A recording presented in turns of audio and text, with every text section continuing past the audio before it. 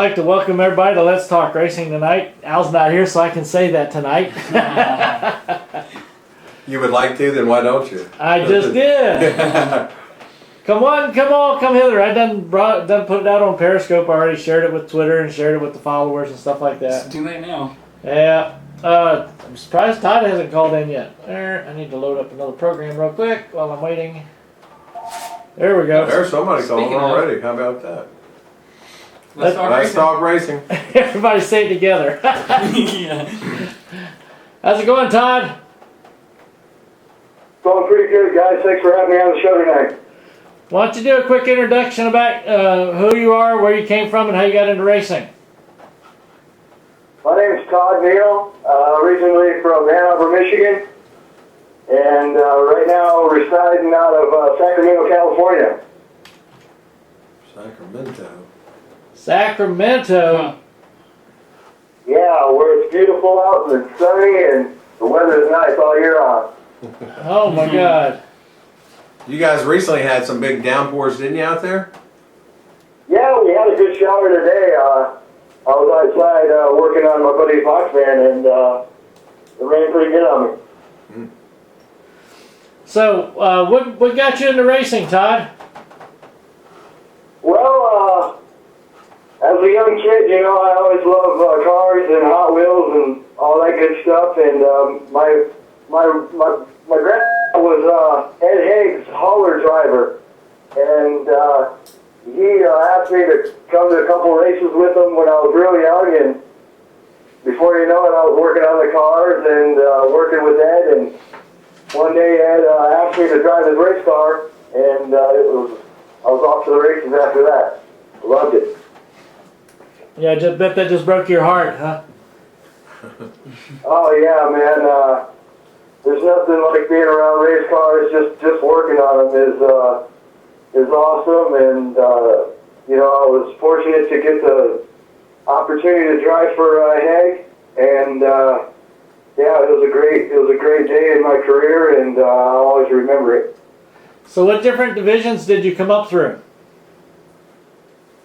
Like I said, I started racing ARCA late models, and this was all in the same time as me racing dirt bikes. I started racing go-karts and racing, you know, go-karts and dirt bikes in the Midwest with Jimmy Wilson and the Moores, and you know, I had a lot of success in racing dirt bikes and won a national championship in 2005. And just recently after that, had a big accident, broke a lot of bones, but got a race car about a year after my accident, and me and my crew's been racing ever since. Ooh, breaking lots of bones. That doesn't sound like any fun. No, unfortunately, you know, every rider knows that. You know, my dad used to say there's only two kind of riders, the one that are going down and the one that have been down. And there's a lot of truth in that, I believe. But, you know, racing dirt bikes has taught me a lot about racing with other people, and yeah, I'm blessed. My life's been blessed, and I'm glad to be on your guys' show tonight, and thanks for having me again. No problem. How old were you when you were racing dirt bikes? I started out when I was 7 years old. I think won my very first race when I was 9 at Cycle City in Milan, Michigan. And yeah, I love racing. It's been always a part of my family's history. It's a part of the American history of the United States, and I love it. It's my passion. It's my dream. And talking about dreams, I was just fortunate enough to be involved in Glenn Gorman and Phil Kaler's documentary, Dirt Dreams. And I want to say thanks to G3 Media Works and Glenn and Phil for bringing me on and being a part of their film. And you said you're in Sacramento now, but where did you grow up, and where were you dirt bike racing? You said Michigan just now. Yeah, I was born, like I said, in Ann Arbor, Michigan. Okay. Did a lot of racing in Michigan Ohio, Pennsylvania. Gotcha. Traveled to Florida for the Winter Olympics in '96. I think we went down there. But yeah, I've traveled all around the United States racing dirt bikes and go-karts and now cars and hopefully NASCAR trucks or ARCA cars next year, you know. Cool. Now, when did you watch the race last weekend? Yes, I did watch the race last weekend. Let's get your thoughts on the finish of that race. Well, Cars. I kind of expressed my thoughts on the internet already, but yeah, I think NASCAR should have let them go one more time there, even though they during the week they said they weren't gonna, you know, have a second restart or whatever they decided to do there. But you know, I'm a fan still, and I think the fans wanted to see that race go under green, and I think they should have. But you know, it's in the books. History wrote itself on that day, and hopefully NASCAR changes it.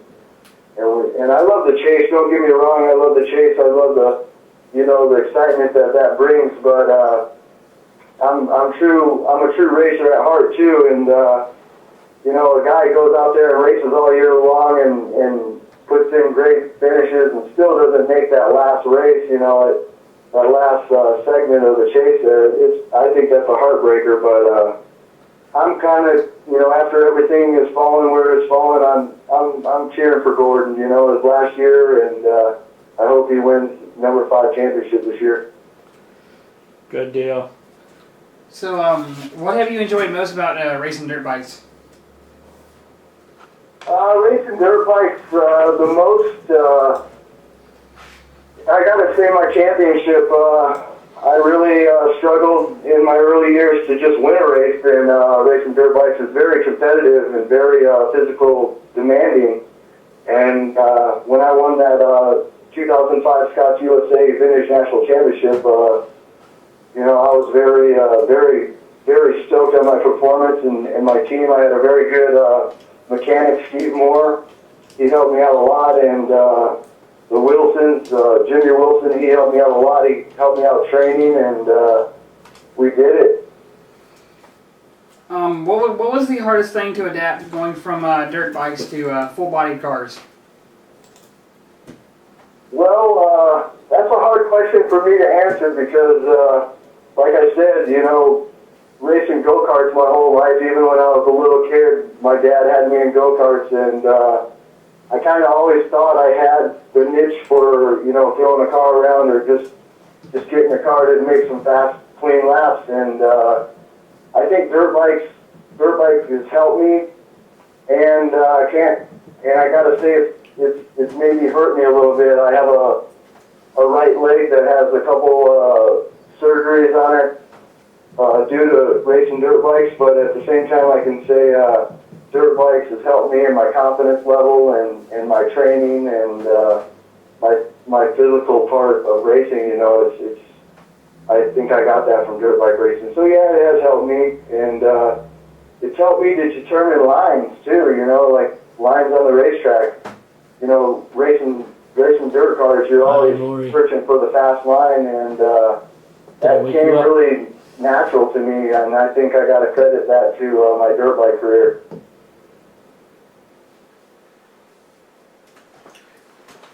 You know what did over there? Sitting here, watching some of our people on Periscope. Do you ever use Periscope? What's that? I said, do you ever use Periscope? You got to say it one more time. I'm having a hard time here in the studio. Go ahead. Oh, he was asking, do you ever use Periscope?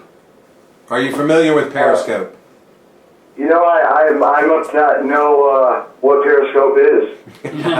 Roger, I think he's getting he's got some kind of sales deal worked out. Yeah, right. If I think he gets $20 every time he says the words. He finds a way every show to mention Periscope. Hey Todd, I know you got 2 accounts on Twitter. All you got to do is look up Periscope, because Twitter bought them, and what it is you get the chance to stream live out to the people that follow you on Twitter. Oh, nice, man. I'll have to check that out.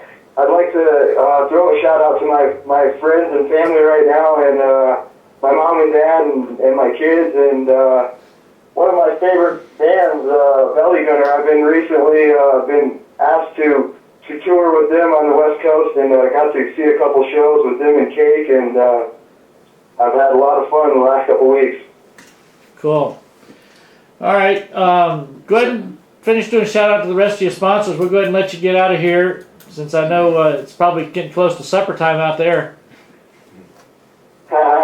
Yeah, it is, man. We're about to get some fish and chips from Cape Cod Fish and Chips. Awesome place out here. But anyways, I'm going to throw out my sponsors, Boneyard Beer, Competitive Fighting Sports, G3 Media, Laurenburg Chevrolet, Todd's Extreme Custom Paint, WCC, Washtenaw Community College, Grower George, B-Dog's Glass, I got a bunch of them, man. Willamette Speedway, I'd like to say thanks for them this year for having an awesome season out there. I finished 19th in the points. Lady Smoke at Sponsors Drivers Motorsports Marketing. We're working on a deal with a couple NASCAR teams and some ARCA teams. I hope that comes through. And yeah, man, thanks for Pit Wall Productions for having me on tonight. And I'd like to ask all my fans to check out my Twitter page at Todd Neal Racing and Todd Neal 100. And if you got time, check out my Dirt Dreams teaser from G3 Media Works. And thanks again, guys, for having me on the show. This is what it takes for small grassroots racers like me. You know, it needs all the publicity and press that it can get. And I'd like to thank you guys again for having me on. With that many sponsors, it sounds like you're doing a good job marketing yourself. Well, I'm trying, man. You know, it's a struggle for a small-time guy like me. I didn't come from a lot of money, and I've been doing it on my sure will and destination just to be there, you know. And I want to be a part of racing till the end. And yeah, I want to get the 100 car in Victory Lane, and hopefully in 2016 you guys will be talking to me some more. Cool deal. Awesome. All right, well, I'll talk with you later, and have a good night. All right, guys, you guys have a good show, and thanks again. No problem. Thanks a lot. All right, thanks a lot. Yep. And make sure to get Periscope. I see that. How many times is that, Colin? It was like That's at four. least 4. At least 4 or 5. And he's got me to say it too, so that probably counts. He probably gets a double bonus on that one. Mm-hmm. I'm going to need to contact them. I'm going to have to set up something then. Say, hey, let's get I figured you already had that set up.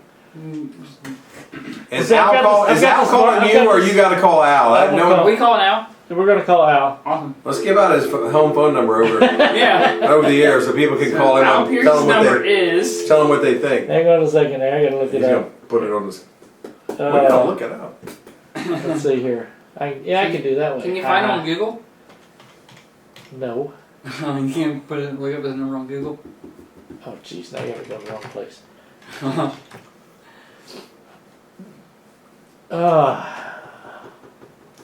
Man, that's one hell of a long name. Hawken 309692651. Who's that? I don't know. That's what came up on Periscope. Wow. They're joining in watching.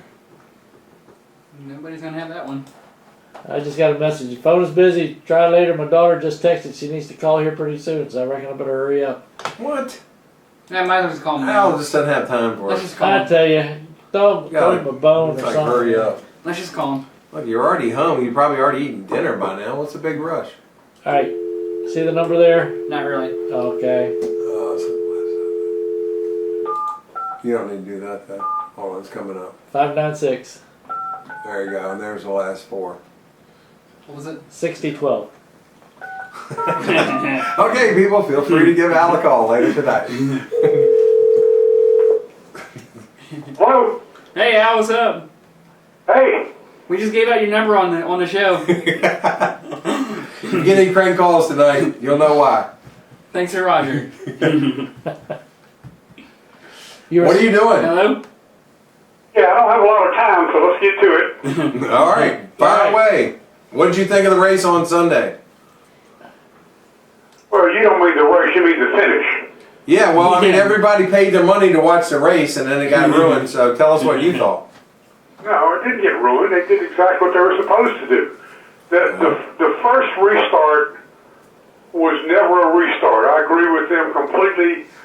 That would have, I mean, what if a bunch of cars had wrecked under caution in turn 3, coming for what was going to be the green, and they simply left out the caution? So the so-called first restart that did involve Harvick, that was just an extension. That was just another caution lap for 2 or 3. I don't say anybody can complain about what everybody thinks was the first bad restart, because it wasn't a restart. The caution flag clearly was out before the first car got to the start finish line, so it was just another caution lap. Now the second one, I got no doubt in my mind, and there's no way to prove it. There's no way anybody can ever prove it. There's no doubt in my mind Harvick did what he did, knowing that his Hail Mary only chance was to cause a big mess, to try to get to the start finish line under caution, and that would keep him in the top 15 or top 12 or whatever, and he'd make the chase. I think he knew that if they took the green and they went down into turn 1 and he went to the back of the field, he would not make the chase. Yeah, well, he definitely knew. He had been told. He and his crew chief had already figured that out. Well, I'm sure somebody was keeping track of, you've got to be here to make it. So they knew, and all this stuff about, well, I didn't know Trevor was, I thought he was clear, I thought he was by me, I let him go by, then try to get outside. That's horse hockey to me. I think he knew exactly what he was doing. He did exactly what he had to do, just like Ryan Newman did what he had to do at Phoenix last year with Kyle Larson. So, it just surprises me that after what happened at Richmond 2 years ago, it just surprises me that NASCAR did not take a stand and say, okay, we're not gonna take you out of the chase, but we're gonna dock you 50 points. You'll start the chase 50 points behind the other 8 guys or the 7 guys. I'm surprised they didn't do that. I don't know whether the fact that he's a defending champion, I don't know whether the fact that he is sponsored by one of the huge, Budweiser's a huge sponsor with a lot of involvement for a lot of years. I don't know if that's a factor, or I don't know if NASCAR just says, we can't prove he did it, so we're going to let him get away with it. But they had to know. Yeah. Hell, everybody knew. Mm-hmm. Well, they said if they were going to penalize him for rough driving, they would have had to make a snap decision about it. I just saw some other shows talking about it this week, and so there was really either they had to do something about it right then, make a ruling, or basically go with what they could see on tape. And like you said, there wasn't enough there that they could say. I mean, everybody can have the opinion that it was on purpose, and it probably was, but you couldn't really prove anything. So. Yeah, and I understand that part of it, but somebody mentioned, well, they had precedents. They could have fallen back on their Richmond ruling 2 years ago and sort of applied it, but Richmond was far more cutthroat. There was far more radio chatter. There was far more evidence that Michael Waltrip Racing contrived to do that than there was with this deal. But I will be stunned. I will be utterly stunned on Sunday if he doesn't get the biggest course of booze that Harvick's ever got. Yeah. Well, I mean, imagine. And if go ahead. Go ahead, Al. Go ahead, Al. No. I'm thinking Harvick, and he'll smile that little cat smile. What did I do? I didn't do anything. He doesn't. He doesn't care. He'll get away with it. But I'm surprised NASCAR didn't hit him with, or maybe even 35 points, something. Yeah. To say to them, you got a point there, Dan. We can't prove what you did was wrong, but we think it was. And since we can do pretty much whatever we want to do, all right, this is what we're going to do. Yeah. And if you saw the video, I think they showed a little bit of the onboard footage. as soon as Harvick, you can see where Harvick made contact with Trevor Bayne, because you can see a little donut mark appear on the left rear quarter panel of Trevor Bayne as soon as the 4-car went to the right. So. Yeah. Oh, he clearly hit him. Oh yeah. And the thing about it is, Colin, it wasn't like he just barely nudged him right at the last inch or two of the left rear fender. It wasn't an inadvertent nudge. He hit him so far up between the wheel well and the fender bar cover. I mean, it just you can't say he misjudged that badly. Yeah. In fact, Trevor said in one of his post-race comments was, you know, he knows how big his car is. He knows exactly where he wants to put it. Yeah. He knows exactly what he's doing, and that's why I think it was intentional. So well, but they do have radio chatter, and they talked about prior to the restarts that hey, I don't think we're going to make it. We're going to have to hope they don't. We're going to have to hope they all pile up, and then later on, his crew chief is saying that hey, just we're going to have to do what we got to do. Block as many as you can. So it was planned out, but again, if NASCAR doesn't feel like that's enough evidence, like it was with Waltrip's situation and Richmond, then they just decided to let it go. I find it a little bit odd that Dale Jarrett last night, or maybe 2 nights ago, Dale Jarrett seemed to give Harvick the benefit of the doubt. Oh, yeah, Laurie. What did he say, Laurie? He knew he couldn't block Bayne, but he thought if he moved up behind Bayne, he could hold back 2 or 3 cars.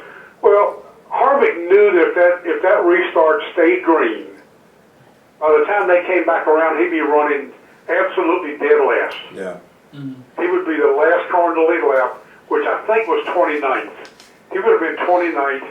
As it was, he only fell from 10th to 15th in that little short distance from the wreck scene to the start-finish line, and that's all he needed. He just needed to be somewhere in that group to advance, and he did it. I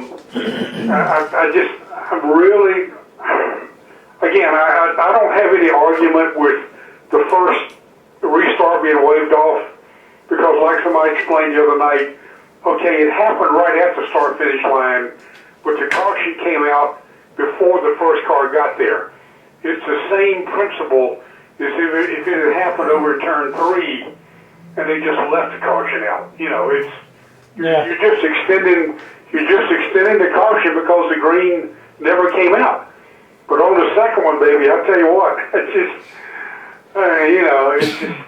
well, they got what they asked for. Yep, they got it. I mean, if you're going to say you're going to have 1 restart, you're going to give 2 laps. That's going to be the cut down race, and you got people trying to get in or people on the border of getting out. I guarantee you they could have that 1 green white checker 20 times, and they won't make 2. They probably won't even complete 1 lap. Yeah, you may be right. Which is why they decided early in the week it'll be a one attempt deal or not at all. You go back and think about it. If McMurray doesn't blow up, none of this happens. Right. Right.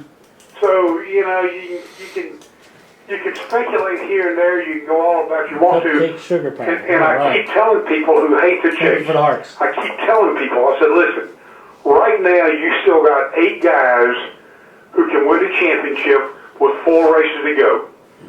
You go back for the last 40 years with 4 races to go. You may have 2 or 3 people still in it. Yeah.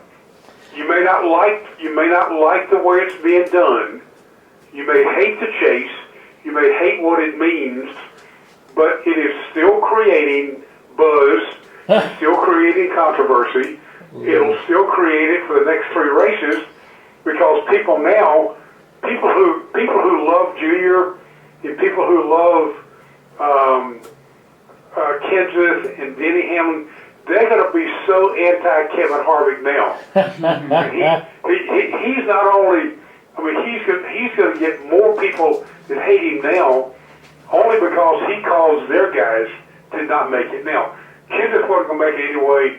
Denny wasn't going to make it anyway. I don't remember who else.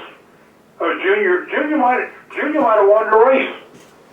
Well, Junior, I tell you what, you let that last restart go green. Yeah. And I think Junior wins the race. I think Junior had been out in front by the time they got on the backstretch, Yep. but it didn't help that Jeff Gordon was pushing Logano right from the start, so that may be something they can talk about at Hendrick during the week. Yeah.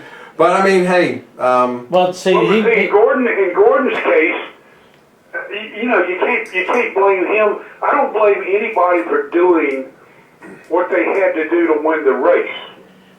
But I do blame Harvick for doing what he did to advance at the expense of so many other people. I got a question. It just aggravates me. And then he stands up at Charlotte yesterday at the Hall of Fame and saying, I don't need to defend myself. I didn't do anything wrong. The hell you don't need to defend yourself. well, he will on the track. He'll have to defend himself the next 4 weeks because there's going to be some people with no mercy. And Martinsville is the perfect place.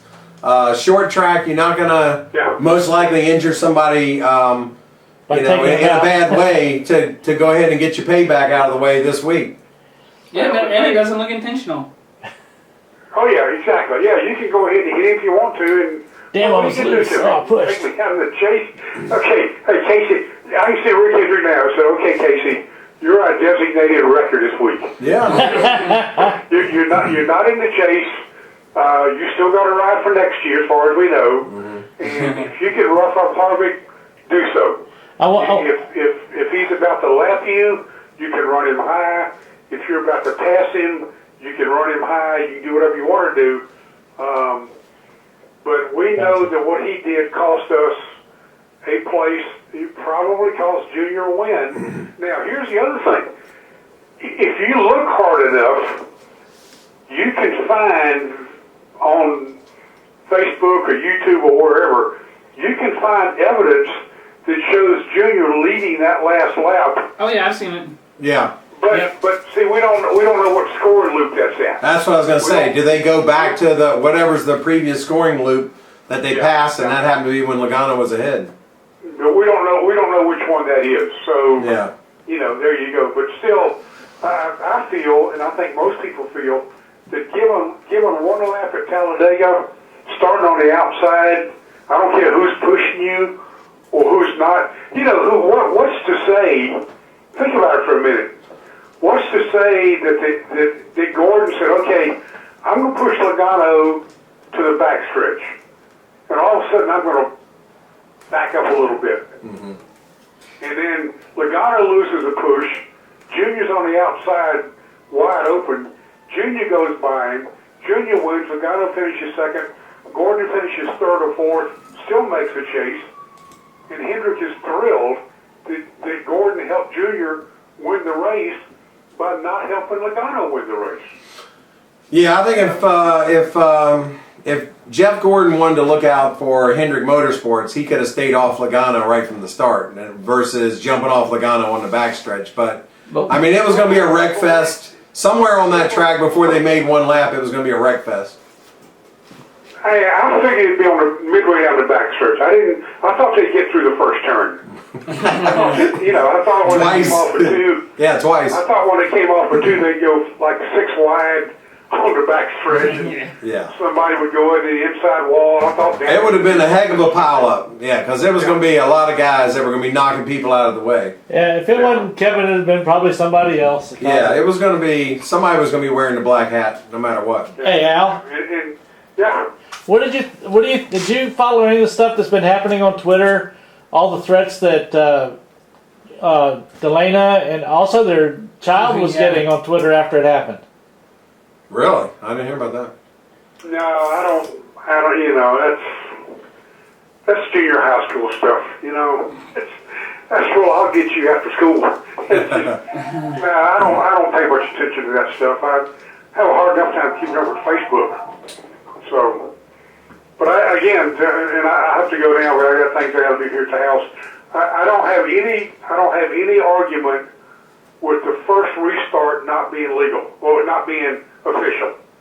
That doesn't bother me at all because, again, not to beat a dead horse, if cars have spun in turn 3 or turn 4 or coming toward the tri-oval, they have plenty of time to keep the caution out. It just extended what was already a caution. Yep. It did not really start a green flag lap, so that's okay. Yep. But the second time around, once they took the green, and once Harvick knew, okay, I'm going to let somebody go by. I don't even know who it, Harvick probably didn't know who was behind him.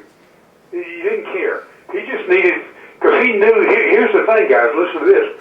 Harvick knew he couldn't catch up to the car ahead of him to wreck him, because his engine was laying down. Yeah. But Harvick knew that if I let the guy behind me go by, when he tries to come inside, get back in line, then I can wreck him.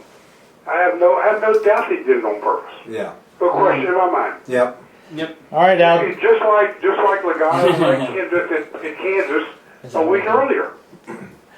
No doubt in my mind. Yeah. Well, get going for you get in trouble with your daughter. Yeah, she's calling for money, I'm sure. She said, make sure you're by the phone, huh? That's what fathers do best. Okay, guys. Well, when you got to hurry up and get back.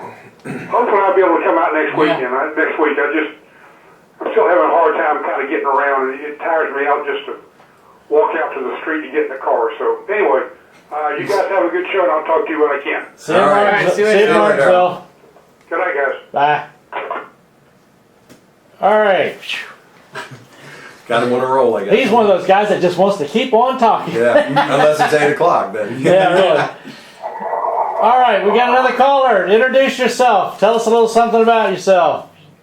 Hey guys, yeah, I guess I tuned into the last minute and a half. Yeah, we couldn't shut him down.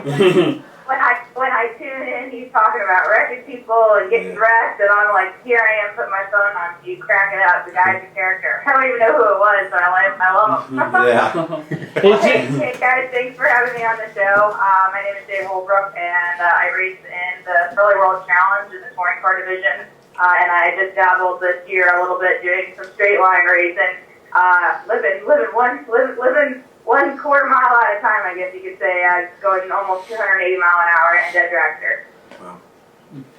Do you ever worry about that thing thinking about blowing up behind you? No. There, it is interesting because so I've been racing this season in IHRA Nitrogen drag racing series and with a team called Larson Motorsports, who owns a jet car program, and so the danger zone. The danger zone in that car is the exact opposite of what it would be in just call it, I don't know, a Nitro Funny car, okay? So from starting the car up until you launch it, and then when you're pulling the chutes, are actually the two danger zones. So once the car is lit and it's going, 280 down a 1/4 mile in under 6 seconds, that's actually that's actually probably the safest part of the run. Starting the car over and checking for obviously fuel leaks is pretty critical because that's really when it becomes explosive. And then getting the car slowed up.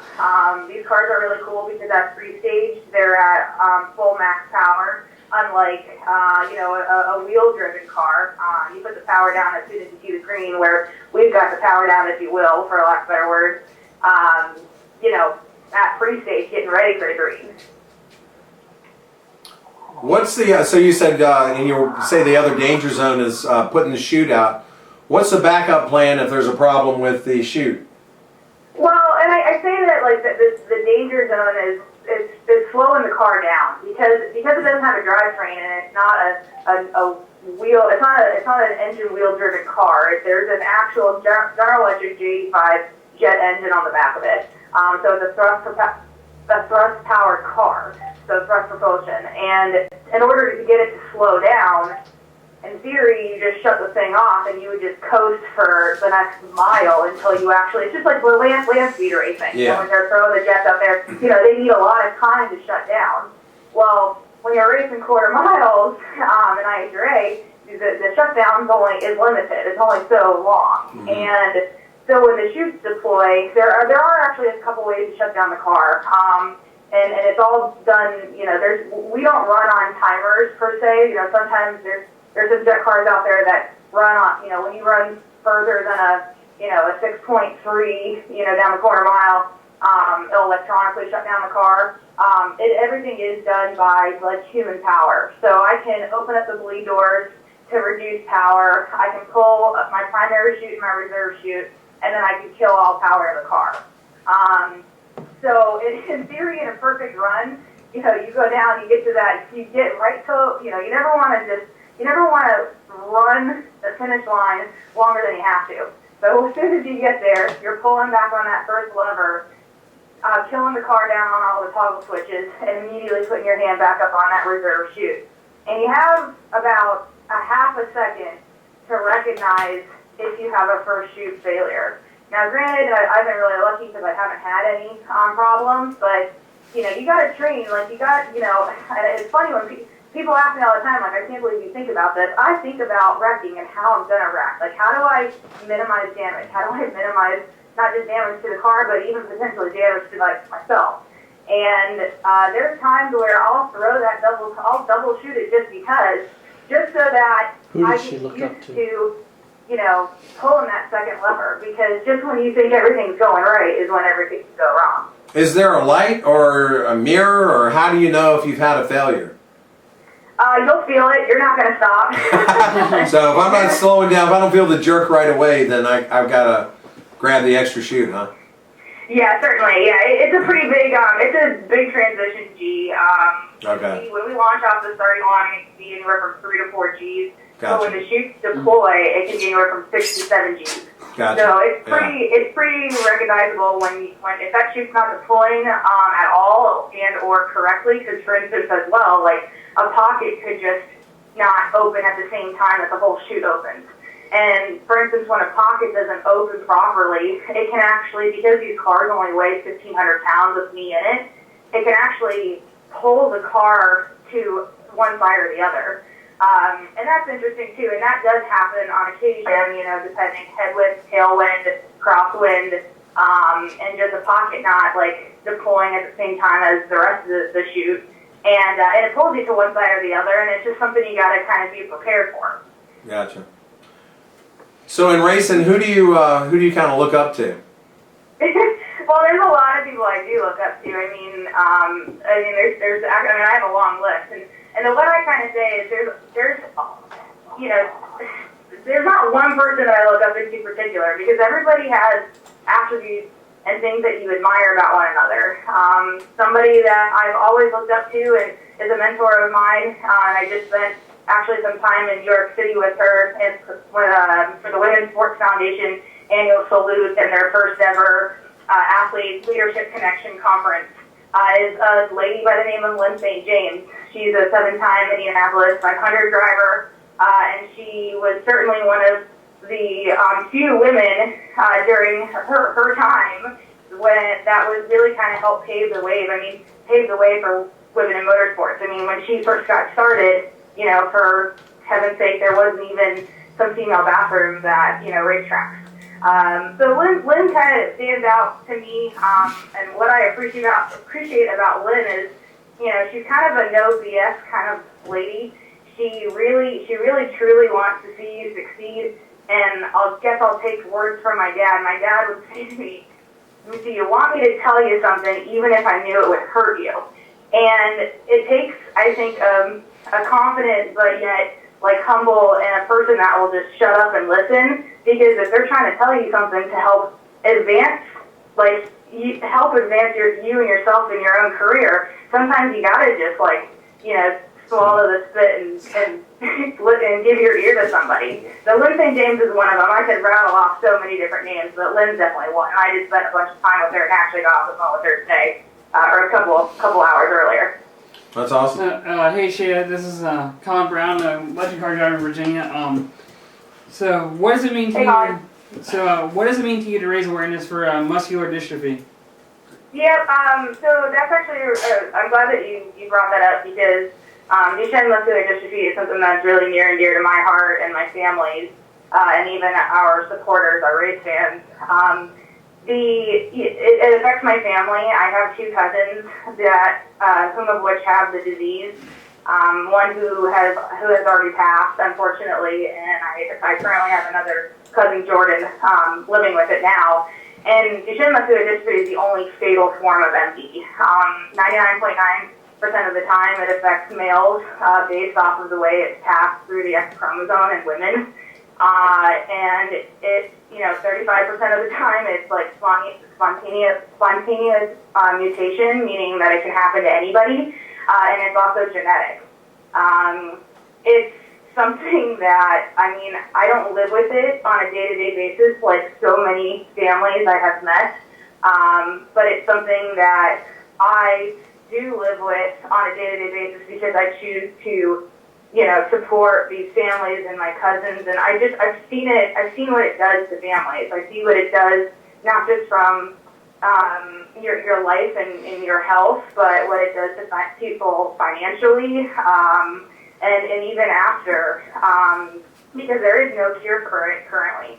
And although they're making strides in treatment, and actually they just got passed several new 2 different types of treatments through the U.S. government, through Parent Project Muscular Dystrophy, which is the organization in which I choose to support because of their involvement and support through Duchenne muscular dystrophy. They just received, big time government funds in order to move forward and proceed with treatment and hopefully to find a cure, because it's affecting more people. Every night you wake up in the morning and there's somebody else that's being diagnosed, and the more it grows, which is sad, because I hear more of some people here that I support Duchenne muscular dystrophy, and then before you know it, 6 months later, I get like a tweet from somebody saying, I just met somebody with Duchenne muscular dystrophy, and now it's full circle because now I know somebody.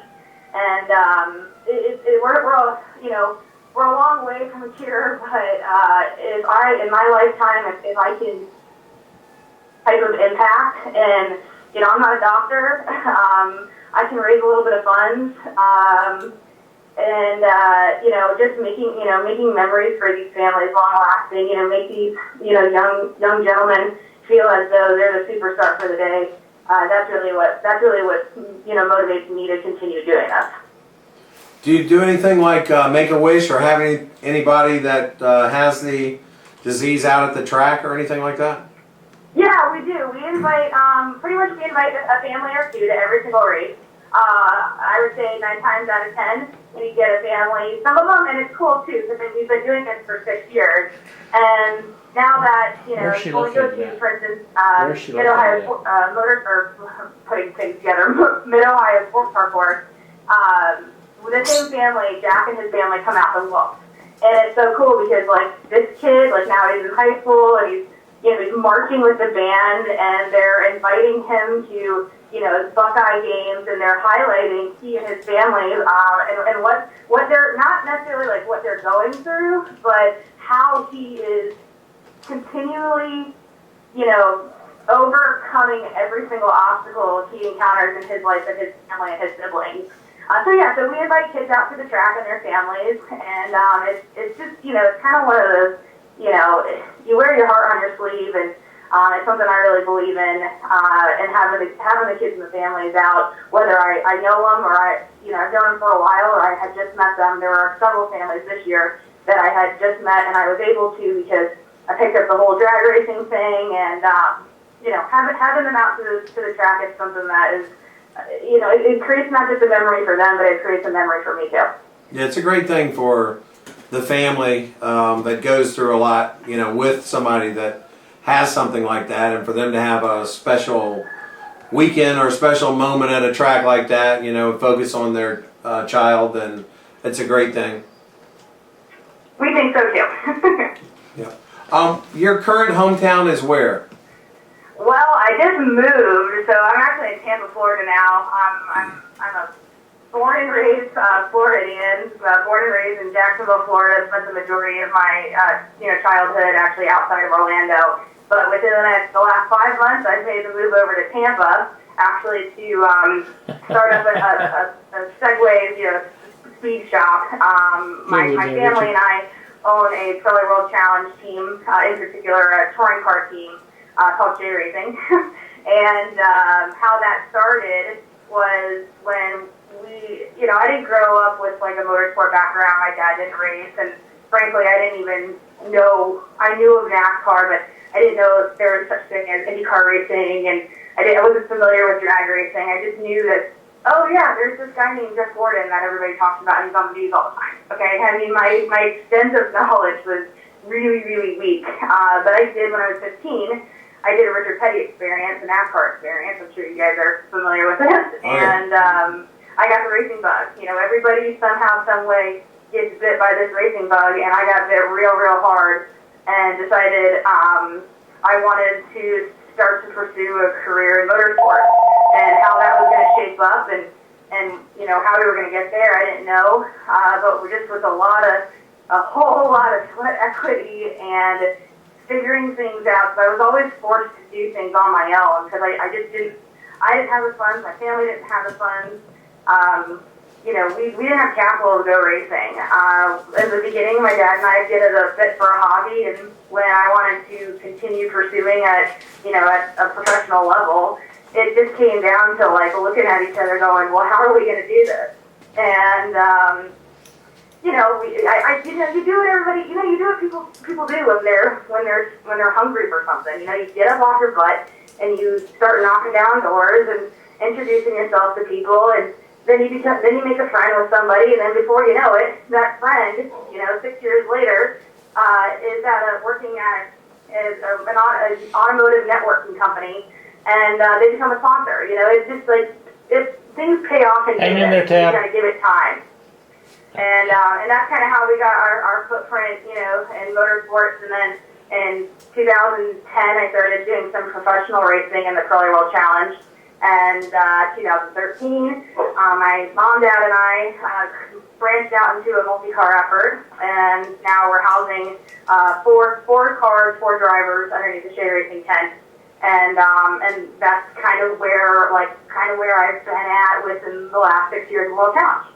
So you got bit by the bug, and the bug spread to the whole family. Yeah, pretty much. I'm really fortunate that my parents are so involved and into it, because they sacrificed and gave up a lot. My dad sold his plane. My dad served our country for 24 years. He was a helicopter pilot and rescue swimmer in the Navy. Cool. Made some money and built himself actually a plane rather, and had it for a couple years and gave it up for his daughter to go racing, to pursue this dream to become a professional racing driver. Thankfully, it's starting to pay off. So I guess his sacrifices are they're paying off. And my mom never got that pool she always wanted, so I definitely I got to make it big, guys, so that I can buy that plane and get that pool. I hear you. Hey, Shea, we're going to have to get you to drop out here because running out of time for you. But I do want to get you back on here. Maybe we'll slot you for a larger time slot so we can talk to you a little bit longer.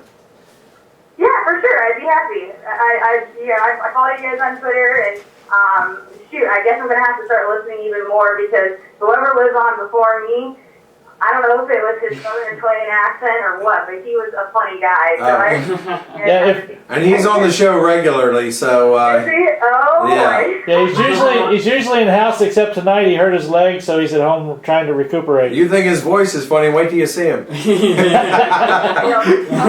don't have an ugly dog either. That's too funny. Yeah, I would love to come on anytime, guys. I think I'm heading out. The next couple days, I'm heading out to SEMA. We're going to be making some announcements for next year, and just doing what everybody else is doing, hustling real hard for 2016 plans. All right, well, great. We'll go ahead and let you go, and we'll get back up with you later then. All right, cool, guys. Thanks for having me on. All righty, have a good night. You too. Bye-bye. Now we got the guy that's in Joey Logano's head all the time. How's it going, Tab? Good. What's going on, guys? We're talking racing. Some people, we get them started, and unlike Kevin Harvick, they keep on going. Kind of like a box of chocolates. You never know what you're going to get. That's right. So how does it feel that you guys have just pulled off 3 in a row? Oh man, it's pretty crazy.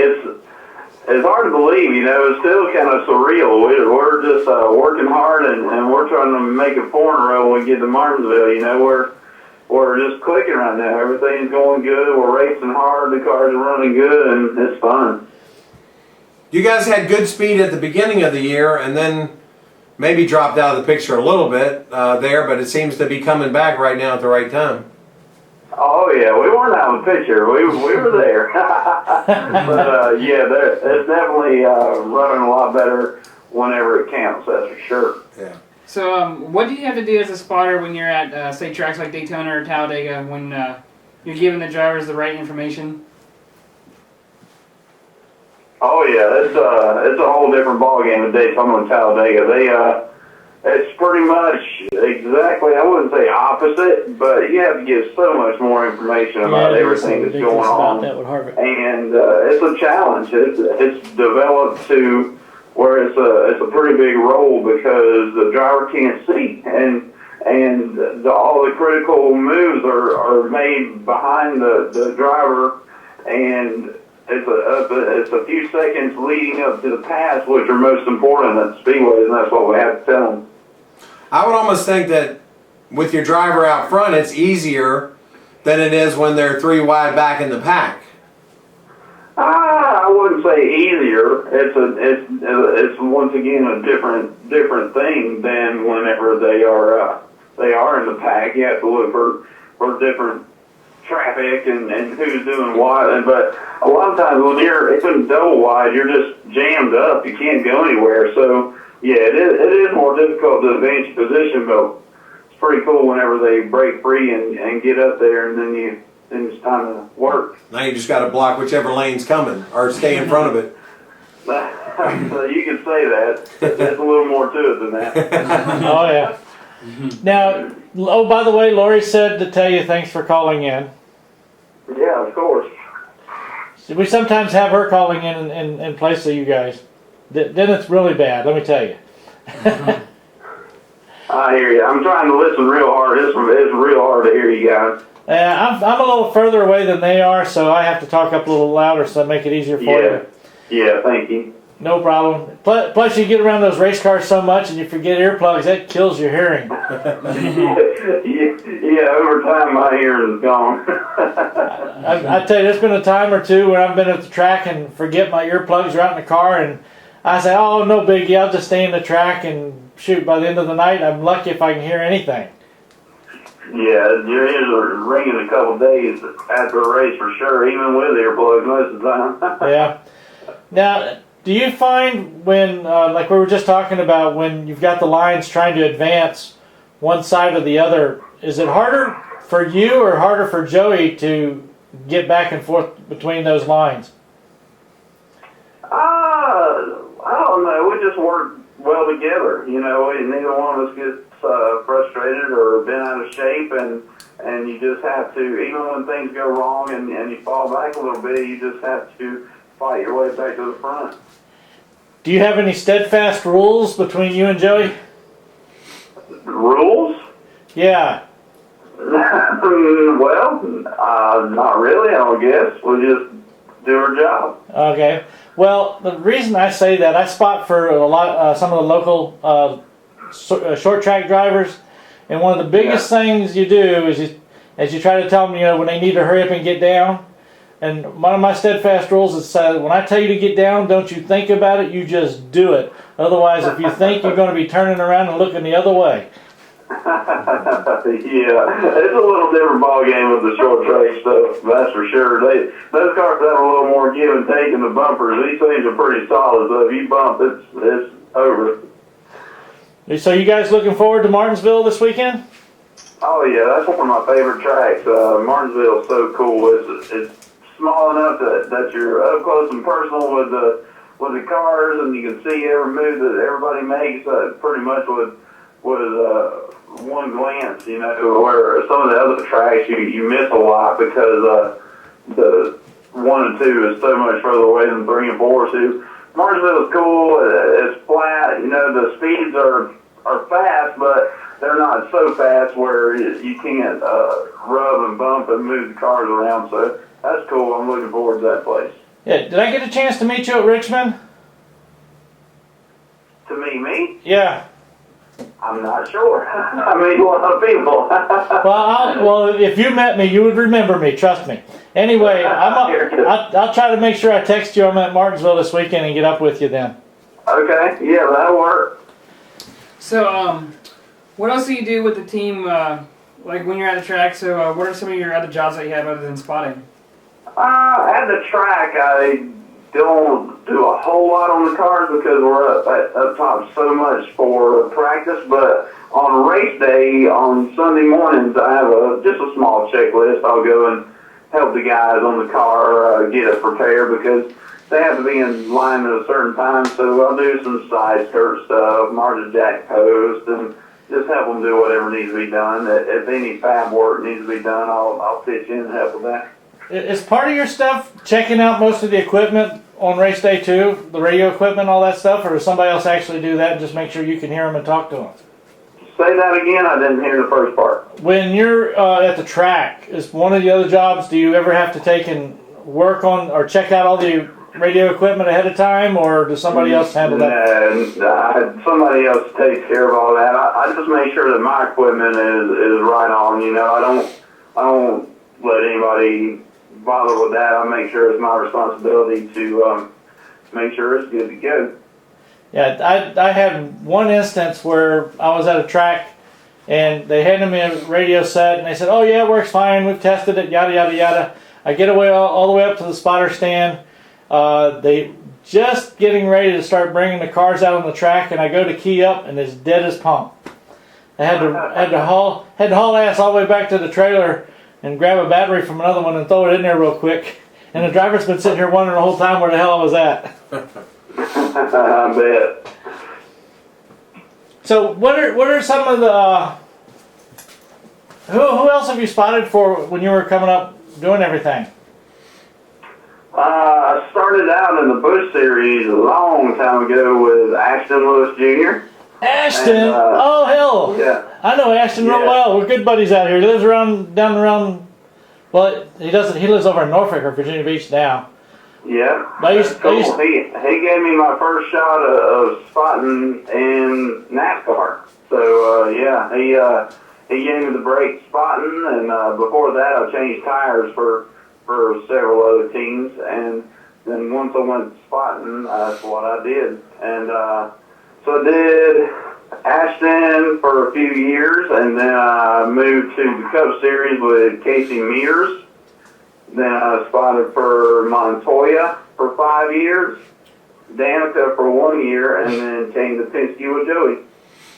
Now, did you get to have the fun spotting with Juan Pablo when he smacked the truck? Can we blame that on you? Everybody asked about that. Nope, that was the first year I didn't do it. That's what the problem was. That's what you can say, right? Yeah. And tell him I needed a good spotter to keep him from running into that sucker.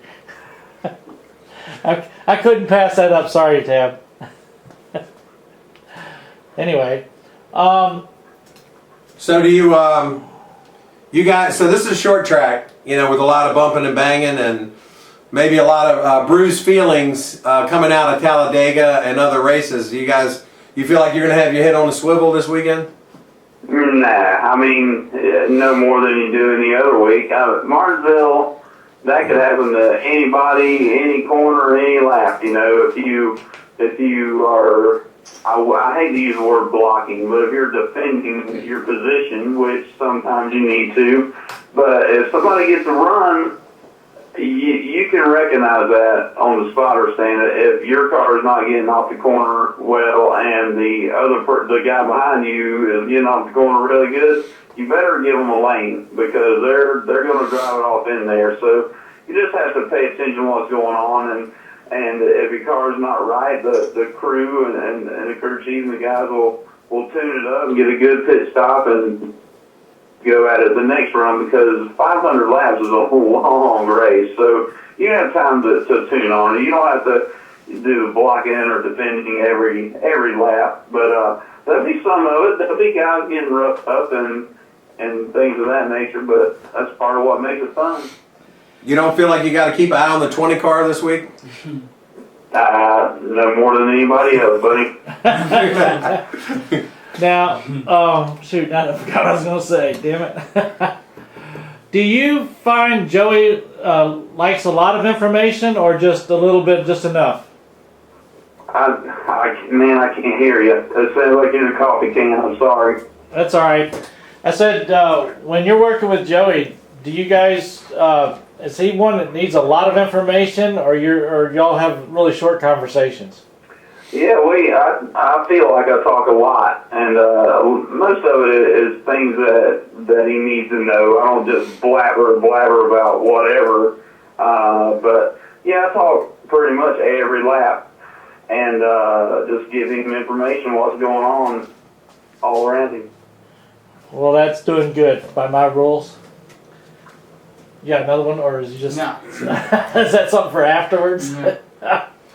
Anyway, tell you what, Tab. Let me go ahead and let you get out of here. I'm sure we're going to be holding you up from something. Probably watching something good on TV, like Criminal Minds, or. It's all good. Actually, I'm staring at some pork chops on the grill I'm about to pull off, and here to eat some dinner. Oh, damn! That's why aren't we at his house? I don't know. Pork chops on the grill. Where you live down in the regular Charlotte area like everybody else does? Did you say where I live? Yeah, regular Charlotte area. I live outside of Charlotte in China Grove, North Carolina. So near Mooresville, where the shop is. Cool. Anyway, all right, let's get you out of here and let you go back to chowing down. Sounds good, man. Save some room for Martinsville hot dogs. There you go. I'll get you Martinsville hot dog when I get up there with you. Oh yeah, well, I'll be getting some hot dogs. Don't worry. Talk to you later, Tab. All right, thanks guys. Have a good one. Thanks for being on. Bye. Bye-bye.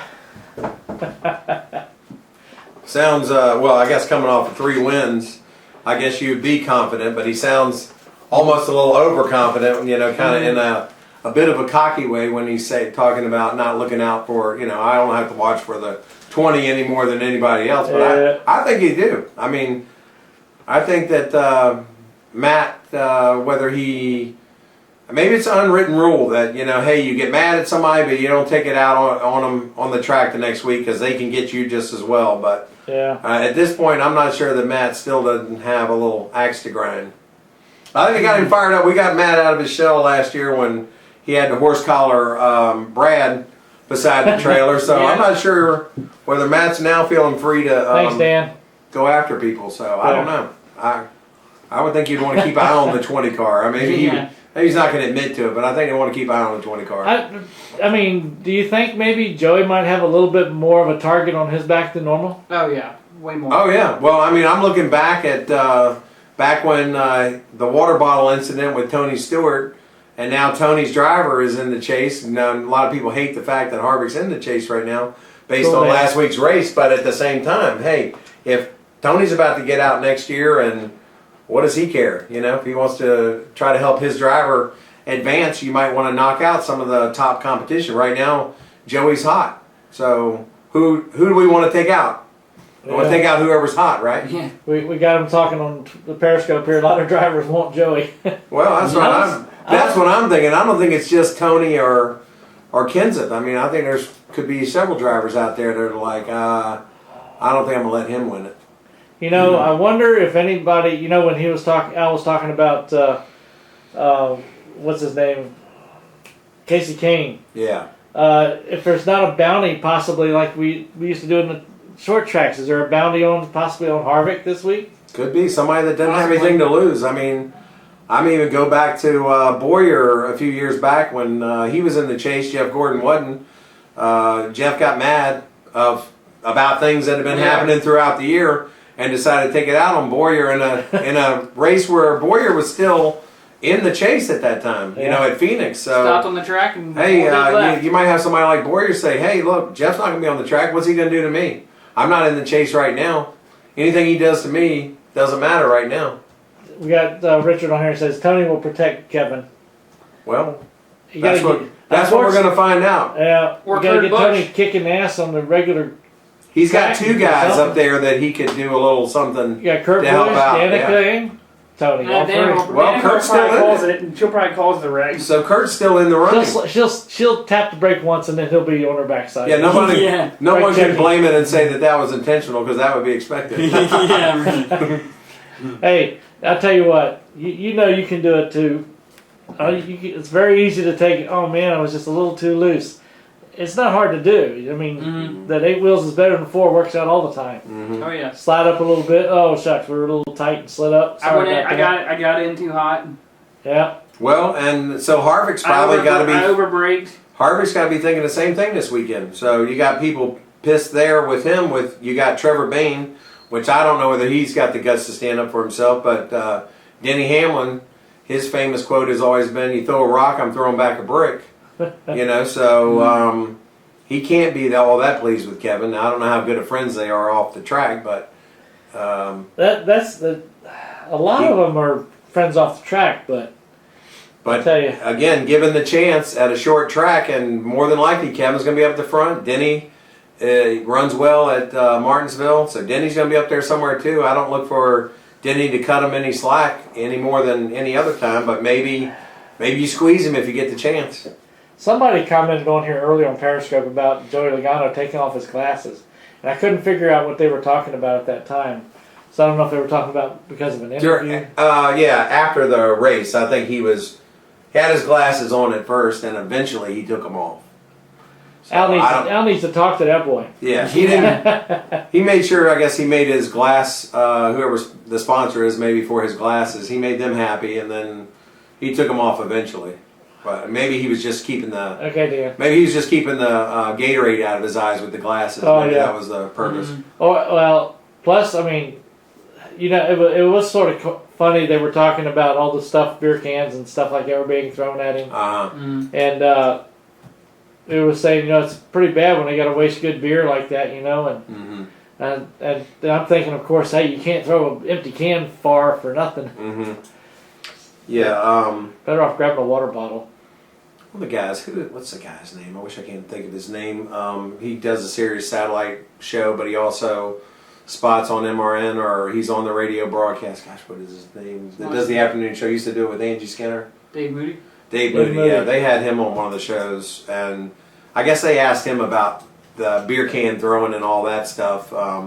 And he said that he had heard back from somebody who's, I guess maybe their daughter got hit in the face with a can and had to go to the hospital and get stitches. And so he was saying that the people that are drinking the beer, throwing the cans, maybe they can't afford to lose any more brain cells, that kind of thing. But, Talladega, it's a different world. I mean, that's kind of racing religion down there. That and Alabama, Auburn football, that's religion down there. So I guess you don't want them to throw cans over the fence, but they're going to do it. And if you're going to ever say that you can't bring beer in the stands because you guys always throw it, well, guess what? You may not have many people in the stands at that point. Yeah. So you do what you got to do, I guess. But Toronto Blue Jays up in Toronto. Somebody's talking about they do stuff like that too. Yeah, well, I mean, I didn't want to necessarily harass Tab, but I kind of wanted to get him to explain what the junior rule is, because he happened to mention that after the first unofficial restart. They were going crazy because, what do you mean it's not a start? What is it? Not an attempt? What do you mean? Yeah, the junior rule. Tab, came on the radio and said that's a junior rule. Actually, I know at Langley, if they go to throw out a green flag and something happens and they have to throw a caution.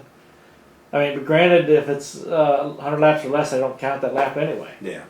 So. Well, I mean, I apparently, think again, Toronto was 2 weeks ago, playoff game. Oh, really? Yeah. Yeah.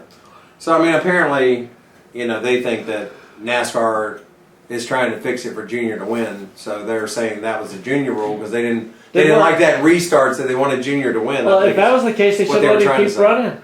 Well, that's the thing. I mean, everybody's got something to say. Now here, see, but then they go on to win. Now they don't have anything to say. So now I got a backward thing to step for you.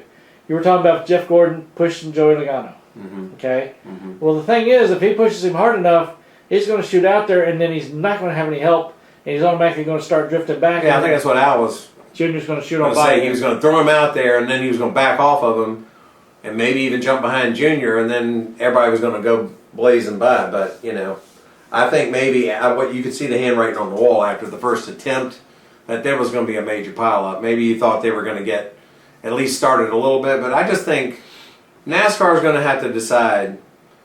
Go back to the old days and just finish under caution, because if you think you're going to run a green white checker at a super speedway, it's not going to happen. Those guys can't get it wound up. Well, But just after the first lap, they're gonna. That's when all the cars are up to speed and can start trying to push one car versus another to the front. You're gonna be fighting for it, on that last lap. If they make it to the white flag, then they're gonna be fighting for it, and you're gonna have a heck of a pile up every time somewhere. So is that in the best interest of safety? If that's why they're doing it, you'd have really been better off Sunday, even though the fans hate it. You'd been better off just to let them finish it. When McMurray blew up, you'd been better off just let it end there under caution. Well, now here's the question I have then. The fans have sat there all day and paid their money, and they're not going to get their money's worth when a caution comes out with 6 to go. It's going to be a green-white checkered every time. Well, the thing is too, then if you're saying that there are no more green-white checkers in case of a caution, then somebody's just going to mean further on back, lap 10 to 15, somebody's going to have to thump somebody to bring everybody closer together to make the last few laps. Somehow it's going to happen every time. It seems like at a super speedway, something is going to foul up that clean finish, and they're not going to get to run under green to the checkered flag. I mean, there's too much at stake. You're going to have that as your cut down race at Talladega. It's going to be a pile up every time, which I think isn't that what NASCAR wants? That's why they make that a cut down race. They might as well just short track race everything. Well, if everybody runs short track, you just have to know going in. That's what you're going to get at the end. You're going to sit there all day and think it's an exciting race, and at the end, it's kind of like cooking your steak and then dropping it on the ground before you get it to the table. You're not going to get the finish that you want. You know what's worse? We had a Christmas dinner cooked one time, and our husky was in the house. Me and my wife both turned our backs on the table. The ham was on the table in the middle. Getting the rest of the other stuff turned back around. The ham was busy. Mm-hmm. Yeah. So we grabbed it, sliced off his chunk, and we finished off the rest of it. Yep. So Bagman and Pete are doing an auction. What auction? Was somebody auctioning off something out there, Richard? Anyway. Well, it's going to be all for one and one for all at this point. So. Oh, cool. Because those who didn't make the chase, really need to cap off their year with the win. And I don't give a crap who doesn't make the Final Four. Oh, cool. And who does and who doesn't. I mean, if I'm out there, I'm not helping anybody. I'm helping myself and my team. That's all I care about.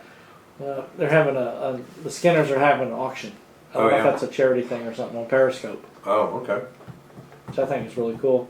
Well, that's cool. All right. Y'all ready to go chow down on something? May as well. Yep. All right. We will catch everybody next week on the show. Hopefully Al will be back. We'll be talking about who knows what from Martinsville. We'll catch everybody next week on Let's Talk Racing. Now I got to get to the right damn thing.